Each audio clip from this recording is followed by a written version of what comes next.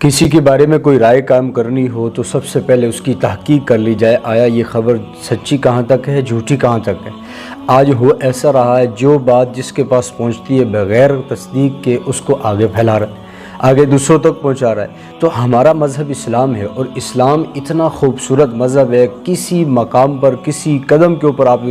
آپ کو اسلام ایسے نہیں چھوڑے گا کہ اس کے اوپر آپ کو رہنمائی نہ ملے۔ رہتی دنیا تک قرآن کے اندر، احادیث کے اندر ہر شعبہ زندگی سے تعلق رکھنے والے کے لیے رہنمائی موجود ہے کہ زندگی کیسے گزارنی۔ اور اللہ کے نبی علیہ الصلوۃ نے فرمایا کفا بالمرء کذبا ان یحدث بکل ما سمع، کہ انسان کے جھوٹا ہونے کے لیے اتنا کافی ہے جو خبر سنتا ہے بغیر تحقیق اس کو دوسروں تک پہنچا دیتا ہے۔ آیا یہ سچی ہے، جھوٹی ہے، اس کو پھیلانا چاہیے، نہیں پھیلانا چاہیے۔ بعض سچی خبریں ایسی بھی ہوتی ہیں کہ ان سے انتشار کا خطرہ ہوتا ہے تو ان کو بھی نہیں پھیلانا چاہیے آگے۔ بعض تو پھر اکثریت اس میں سے جھوٹ ہوتا ہے جو پھیلایا جا رہا ہوتا ہے۔ تو مولانا طارق جمیل صاحب امت کا قیمتی اثاثہ ہیں، 50 سال سے اوپر ہو چکے مولانا کو تبلیغ سے وابستہ رہتے ہوئے، اور مولانا طارق جمیل صاحب کے بیانات کو سن کر کتنے زنا سے توبہ کر گئے، کتنے جھوٹ سے توبہ کر گئے، کتنے نماز پڑھنے لگ گئے مولانا کی دعوت کی وجہ سے، اور کتنوں کو ہدایت ملی ہے، کتنے کلمہ پڑھ کر مسلمان ہو چکے ہیں۔ تو مولانا خود انٹرویو میں بارہا فرما چکے ہیں کہ میرے اندر دل کو چیرا جائے تو تبلیغ کے سوا کچھ نہیں ملے،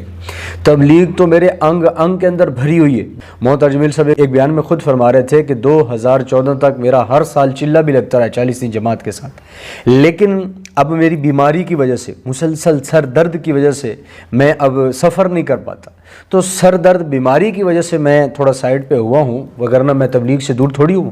تو یہ وہ لوگ مولانا طارق جمیل صاحب اور تبلیغ کے بارے میں باتیں کر رہے ہیں جن کو حقائق کا پتہ نہیں، جن کو تبلیغ کا پتہ نہیں، ان کا کام صرف ویوز لینا ہے، ان کا کام صرف انتشار پھیلانا ہے، ان کا کام صرف امت کی وحدت کو فرقت میں بدلنا ہے۔ تو آپ لوگ ایسے لوگوں کو سنا بھی نہ کریں، ایسوں کے پاس بھی نہ بیٹھیں جو آپ کو کشمکش کے اندر ڈال رہے ہیں، جو مثبت بات کرتے ہیں آپ ان کو سنیں، ان کی بات کو لیں۔ تو مولانا طارق جمیل صاحب جو ہے دامت برکاتہم العالیہ،